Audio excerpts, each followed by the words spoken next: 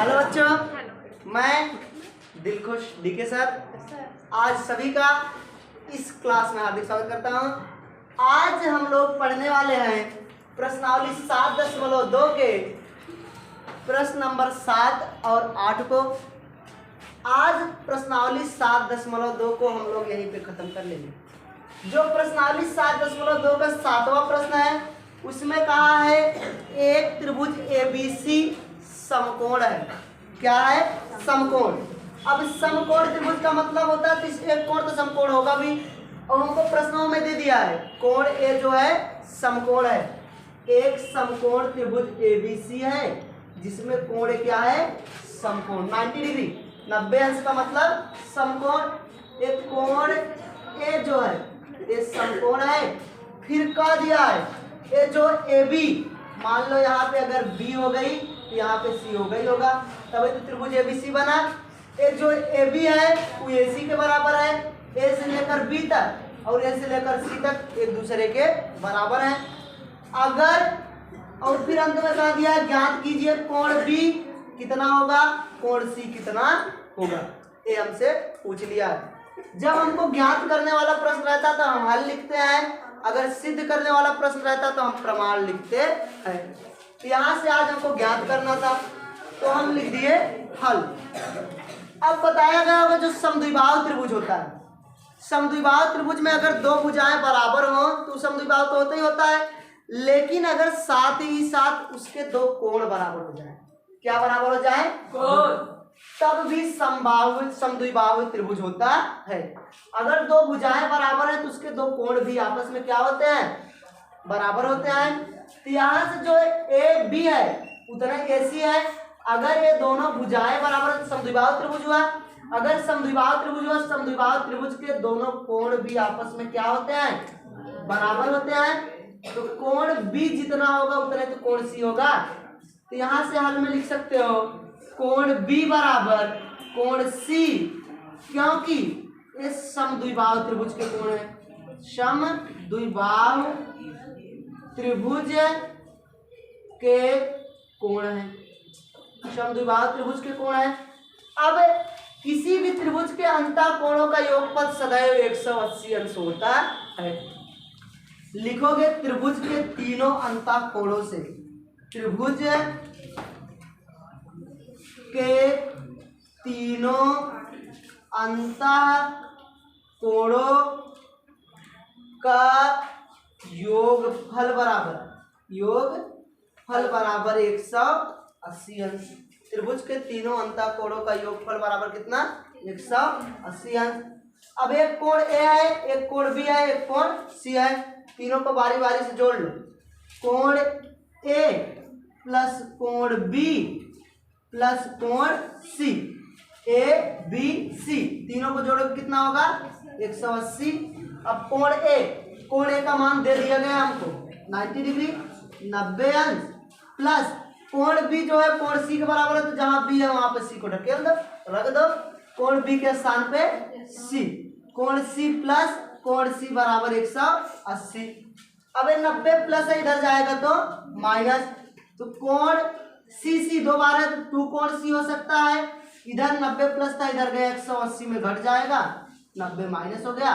अब 180 में से 90 घटाओ, कोण 2C बराबर इधर हो जाएगा, 90 में से घटाओगे 90 आएगा। फिर ये 2 गुणा इधर जाएगा, भाग कोण C बराबर 90/2, 45 दूना 90, कोण C बराबर 45 अंश। और कोण B कोण C के बराबर है। अगर कोण C बराबर 45 आ गया तो कोण B बराबर भी क्या होगा? 45 अंश ही होगा। हमसे यही कहा था कोण B और कोण C का मान ज्ञात कीजिए, तो कोण B और कोण C का मान 45 अंश आ जाएगा। बहुत ही सरल प्रश्न था, मुझे नहीं लगता कि ये प्रश्न आप लोगों को ना आया होगा।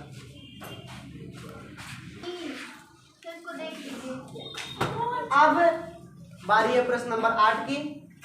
8वें प्रश्न में कहा है कि दर्शाइए समबाहु त्रिभुज का प्रत्येक कोण 60 अंश का होता है।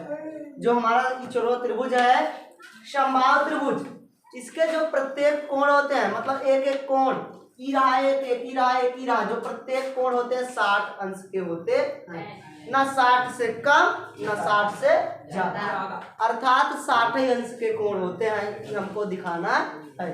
यहाँ से अब इस समबाहु त्रिभुज है, समबाहु त्रिभुज का मतलब होता है ऐसा त्रिभुज जिसके प्रत्येक पार्ट बराबर हो, प्रत्येक भुजाएं आपस में क्या हो, बराबर हो। तो लिखोगे अगर प्रत्येक भुजा बराबर होगी तो प्रत्येक कोण भी आपस में बराबर होंगे। तो कोण ए बराबर होगा कोण बी के, कोण बी बराबर होगा कोण सी के, मतलब सभी कोण आपस में बराबर होंगे। अगर कोई पूछ लिया क्यों बराबर होंगे तो लिख देना समबाहु त्रिभुज के कोण है, समबाहु त्रिभुज के कोण है, समबाहु त्रिभुज के क्या है, कोण है।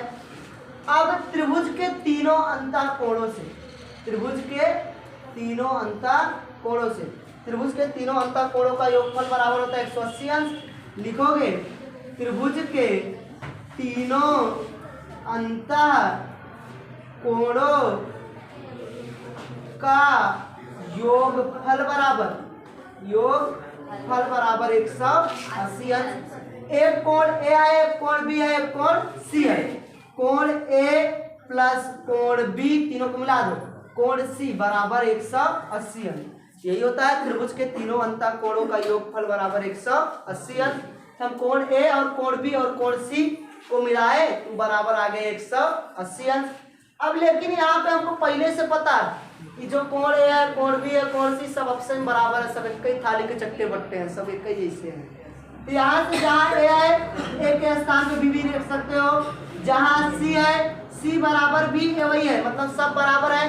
तो चाहो इसको बदल दो, चाहे इसको बदल दो, चाहे इसको, चाहे जिसको एक बना लो सबको, ए को वैसे रहने दो, कोण ए वैसे रहने दो, कोण बी के स्थान पे भी ये हो सकता है, कोण सी ए के बराबर है तो कोण सी के स्थान पे भी ये हो सकता है बराबर 180 अंश। अब इसके बाद ये देखो कोण ए सब मिलते जुलते दिखाई दे रहे हैं, कुछ नहीं, इसके आगे एक एक एक एक है, 1 2 3 सब मिलाओगे 3 कोण ए बराबर 180 अंश। एक गुणा इधर जाएगा भाग होगा, कोण ए बराबर 180 अंश बटे 3, 36 18, यहाँ पे बच जाएगा कोण ए बराबर 60 अंश। अब अगर कोण ए बराबर 60 अंश आया तो कोण बी बराबर भी 60 अंश होगा, कोण सी बराबर भी 60 अंश होगा, क्योंकि सभी कोण आपस में बराबर ही हैं तो सब बराबर हो जाएंगे। यहाँ से लिखोगे अतः कोण ए बराबर कोण बी बराबर कोण सी बराबर 60 अंश। जब सब आपस में बराबर है तो सभी कोण भी आपस में क्या होंगे, बराबर ही होंगे। यही हमको सिद्ध करना था, यहाँ से सिद्ध हो गया।